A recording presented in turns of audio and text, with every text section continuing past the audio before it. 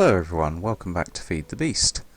So I've been very busy, and I bet the question on everyone's mind is did I solve the mystery, the problem with the auto smelting? And I did. I've also done lots of other things, but let's go and see how I solved this auto smelting problem. It's these things. These are red power managers. Never used them before. Basically what you can set them up to do is manage inventories. So this one is, for instance, is making sure that this automatic recycler has 2 stacks of cobblestone, and this one basically this is where it gets supplied from. So this is in a mode where it will let any of these items and any amount of them sit in this inventory here. This inventory, just using the same system as all the project tables, with a ComputerCraft computer and what are these things called? Interactive sorters and a retriever. So this basically keeps a stock level in this chest, and then these managers will pull from there.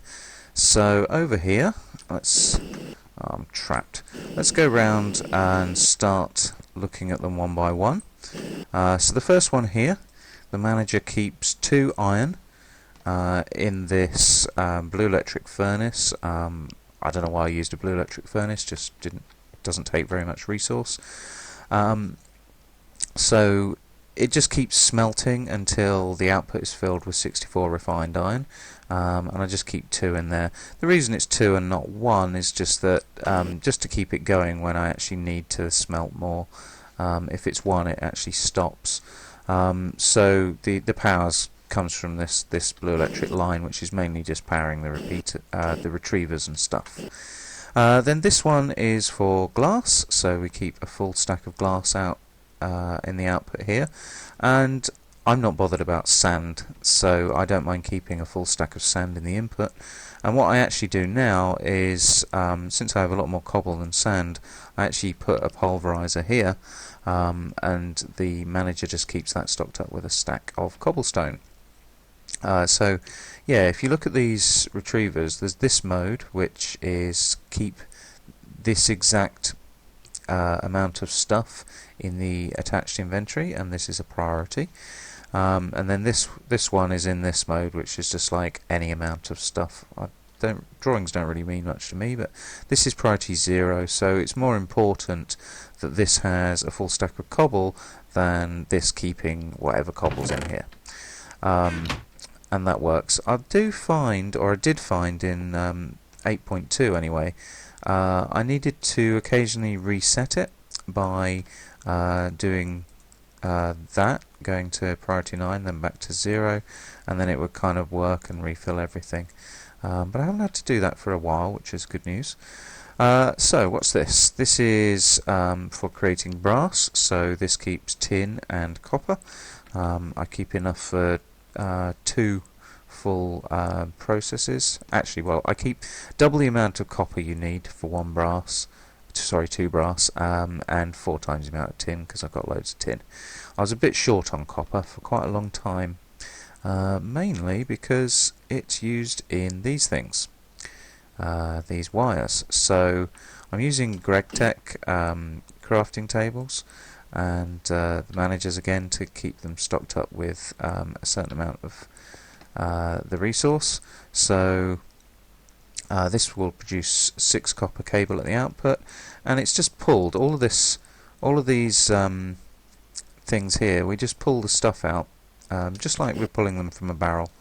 The only proviso is here for the crafted items is if I program them into the inventory managers, I have to say only get 2 at a time.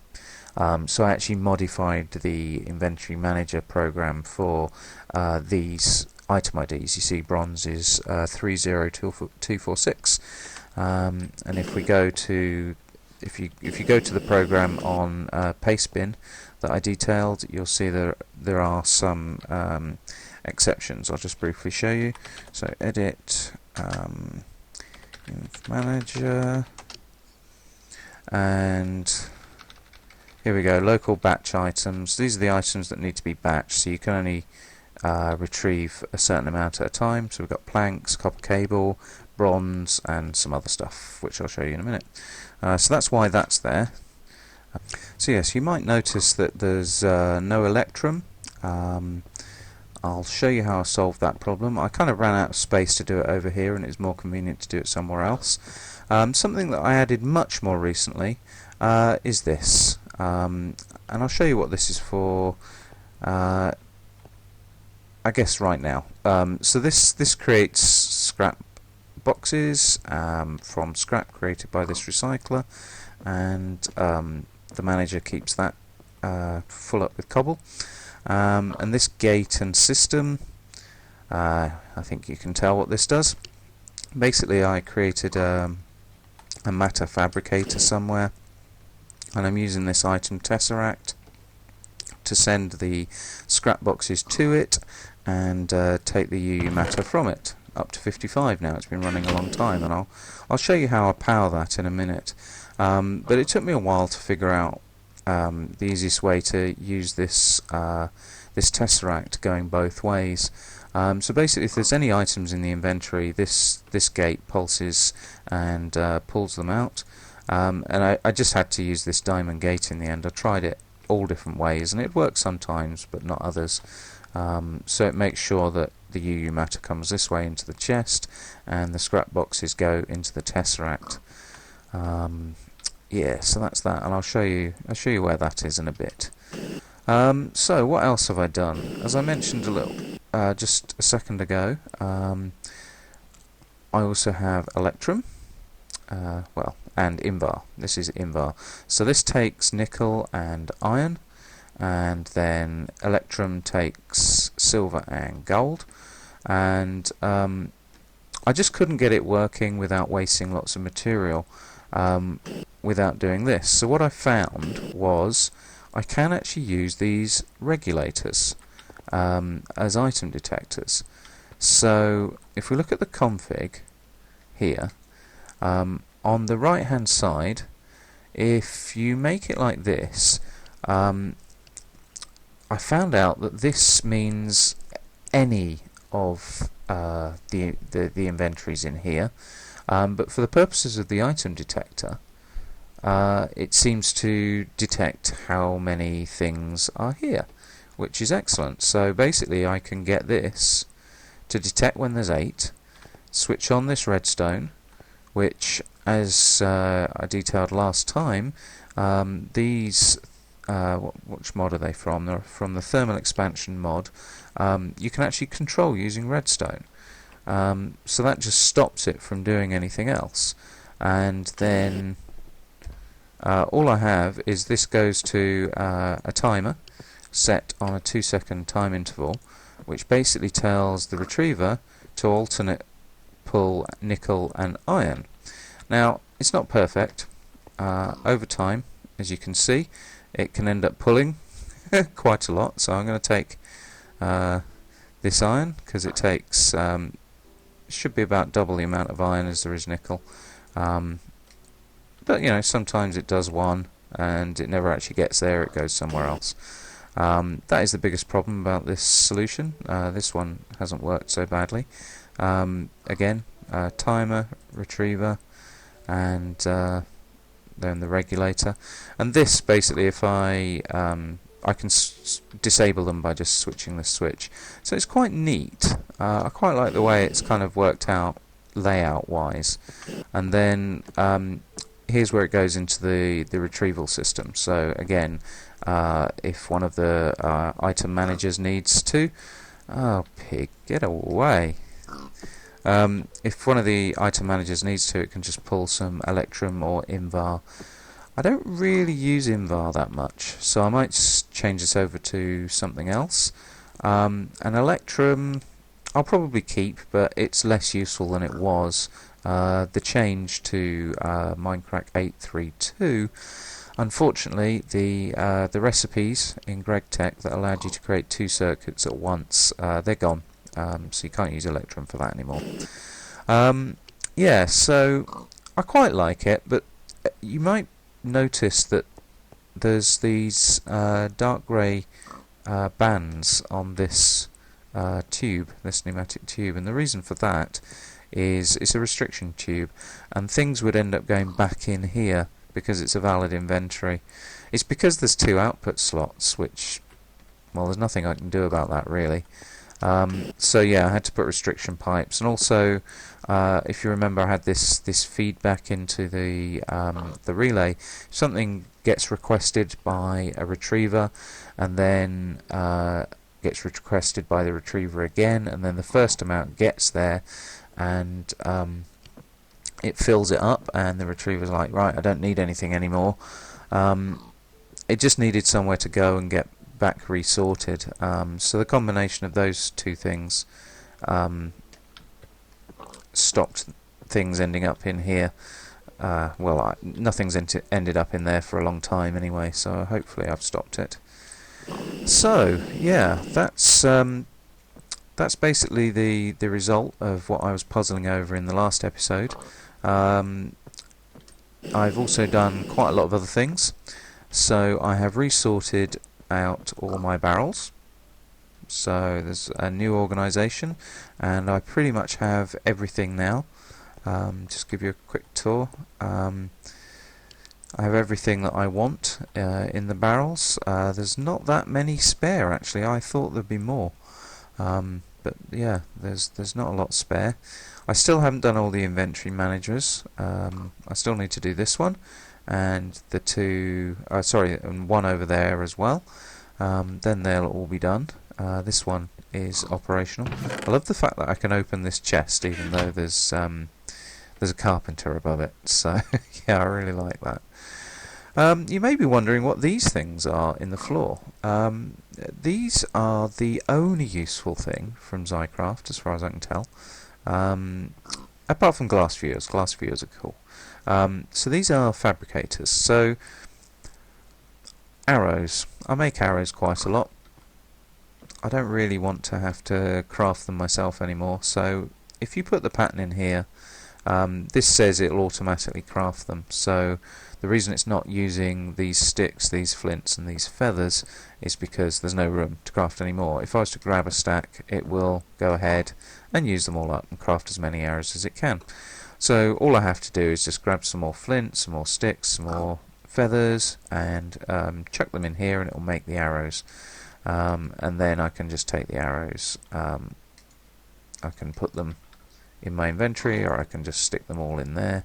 I do actually want a stack of arrows with me, and that's done with everything. So this is to make fences. I've actually got this one disabled because otherwise it just grabs all the sticks from either here or here, because they can use the inventory next door. So this one's for torches.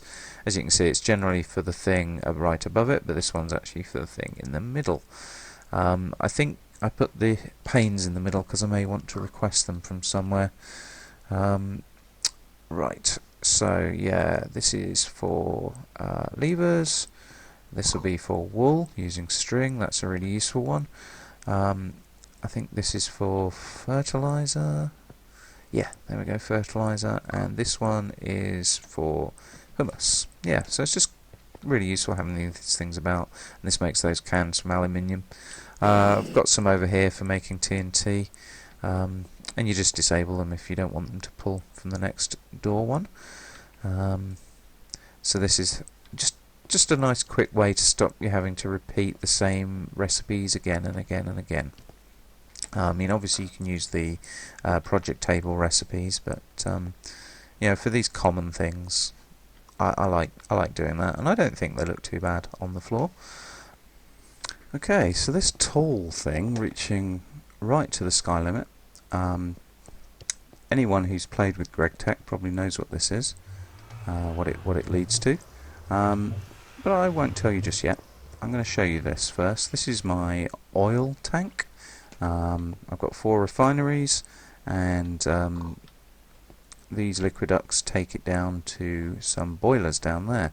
I did have 25 diesel generators here. And I'd made my first boiler over here, because the diesel generators, I mean, I made 25 of them. They weren't bad, but they were so slow. They only make 12 EU, per tick each. So 12 times 25, it's just not enough. So yeah, I've gone with steam boilers. You can see it down here, and I'll show you the setup. The only problem with steam boilers is they take an awful lot of steel.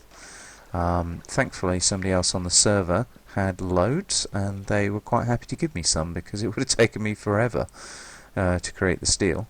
So yeah, here's my steam boilers and turbines. Each one of these turbines produces 100 EU per tick if it's going at full whack. So if we right click on one, you'll see that this is at about 80%. It uses these turbine rotors, which do eventually break, but I've not replaced them yet. So yeah, I mean, the reason why I wanted to do this, I started out thinking, right, what's the most what can I get the most EU out of, and that seemed to be oil and fuel, because you got something like 380,000 EU per bucket, which seemed like a pretty good deal with the diesel generators, but it just wasn't enough EU per tick. I need it because the matter fabricators from GregTech, 16,666,000 EU per UU matter, and I needed the UU matter to make iridium, because you cannot find it. Well, you can, but once in a blue moon. So yeah, so I created all these steam boilers. These are low pressure boilers. They're slightly more efficient. I fill them up with fuel, fill them up with water. Take a lot of fuel to heat up, but once they're hot, and you just keep them hot, they don't actually burn that much fuel. So yeah, I'll show you how they work. So I've got these Aqueous accumulators. Each one of these feeds 3 boilers. There are 8 boilers in total, so some boilers get 2 feeds, whatever. Doesn't really matter as long as they never run out of water. And then this is the fuel line coming from up above, and that feeds into the bits at the bottom. Has to be the bits at the bottom, and then steam comes out the top.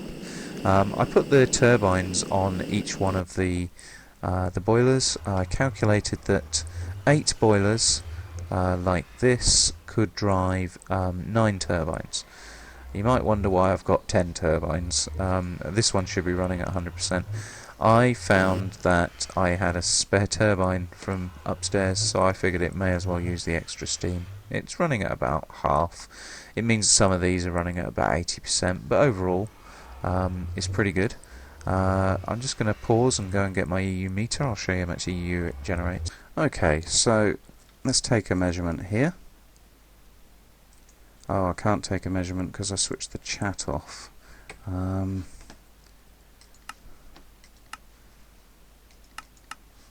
See if that works. Commands only.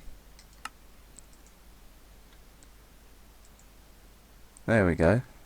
So we're talking about 900 EU per tick. I have got it up to and over 1,000 when I still had all the let me switch off the chat again. When I had all the diesel generators up there as well, but I figured there wasn't much point keeping them because these things are so efficient. So efficient. I mean, it took a long time and a lot of steel and a lot of effort to set all this up. But now it's set up, and most of this room was here. I just got a turtle to kind of widen and square it out a little bit. Yeah, so once it's set up, it's great. I definitely recommend low pressure steam boilers with fuel. The only thing you have to do is go out every now and again and pump some oil out of an oil well. I also had this. Somebody gave me this. I don't know why they gave me it.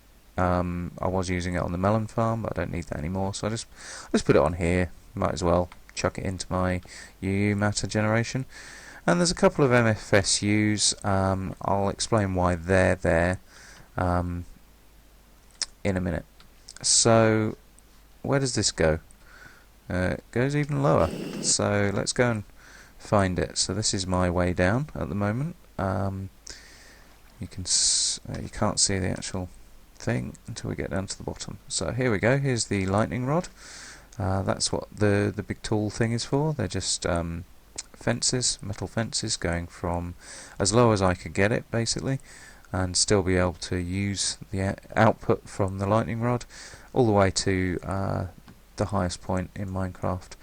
And that will basically feed this matter fabricator with EU if I get a lightning strike. I've definitely seen it happen once, but if you right click on the block it does nothing. It's Greg, if you're watching this, which you won't be, it's some kind of indication of what it's done or what it's doing would be nice, especially because it is so expensive to build. So here's the tesseract. So we end up putting our scrap boxes in here and taking the UU matter out when it's finished. So you should see that going up. So why have we got the MFSUs up above? If lightning does strike the lightning rod, it will basically max out the amount of all the power will go into the matter fabricator, and I figured that it won't be able to take the power from the boilers above. So the boilers and turbines above. So I figured I ought to have some kind of buffer. So I made 2 MFSUs.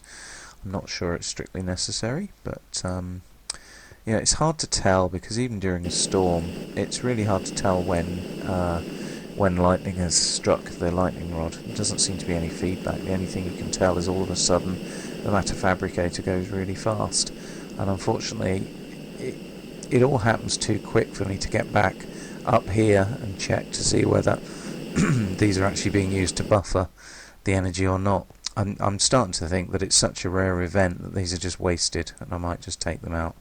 I mean, the other thing they do is they stop the EU loss you get at 40 blocks with the glass fibre cables, so that's good, kind of. I really should close this off because, well, I've stopped mobs from getting here, kind of, but I've had 1 or 2 sneak in somehow. Oh, yeah. See? There we go. Hardly safe working conditions. I do like this sword. I've got to show you this sword. Vorpal 2, Sharpness 4, Repair 2 and Looting 2. Yeah, this is pretty neat as well. Oh, and this is a lovely thing. The nano chest plate that you can get in this version. I do like this. I lost the enchantments I had on my advanced jetpack, but it's definitely worth it. So, I think that's everything that I've done. It certainly took a lot longer to build it all than it took to explain it all. Mainly because there's lots of things that I built and then torn down.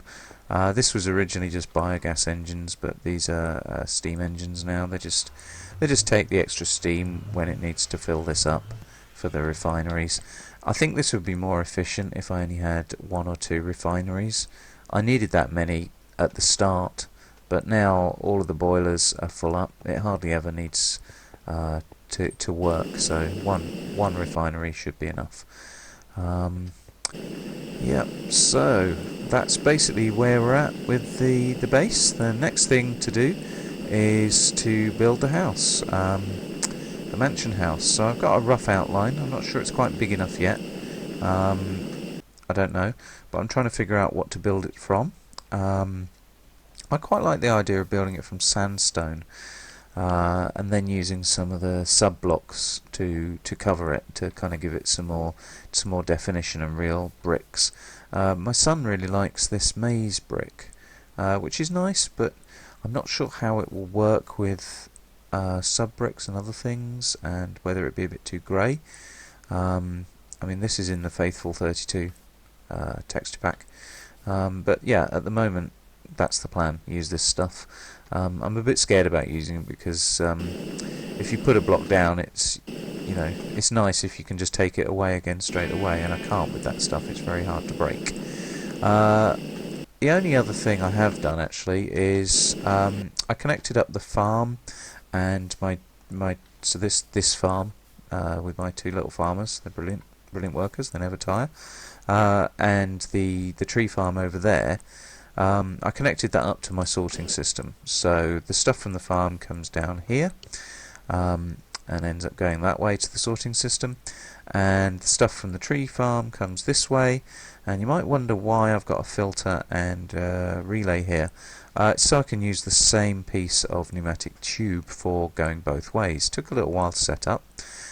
This makes the seeds go that way, so they can be squeezed into whatever it is, seed oil. And the relay is just so things can't enter here. And I ended up having to put this restriction tube in, because otherwise the seeds they come through the filter and they go through the relay, and then they come through the filter and through the relay, and it kind of drove me mad. This direction, this goes off to the B Labs, my son's B Labs, which when he's got that up and running fully, I will give you a tour of that, but I don't really understand it. So I'll need him to explain it to me. As you can see, I'm kind of, the pumpkin farm has been retired. I get enough seeds now from the farm. I don't really need any more. The seed oil isn't being used by my son enough for making his bee stuff. So yeah, I don't know what to do about the pumpkin farm. Probably just leave it there. Anyway, so down here has changed a little. Yeah, here we go. So that tube comes in here, so we've got another filter to make sure nothing comes this way when I'm sending it back towards the sorting system. So the seeds go in here into the squeezer, and then down this way, this comes from the tree farm. So apples and saplings and wood all come this way, and this allows saplings to go into the fermenter and the rest to go around the room.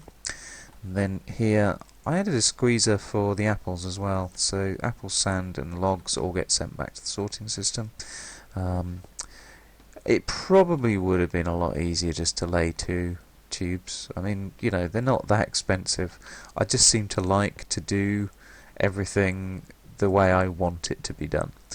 So here we go. That's what I was waiting for, to see whether once you had once this filled up with mulch, if it would just fill up with apples here, or whether it would carry on, because I don't really care about the mulch.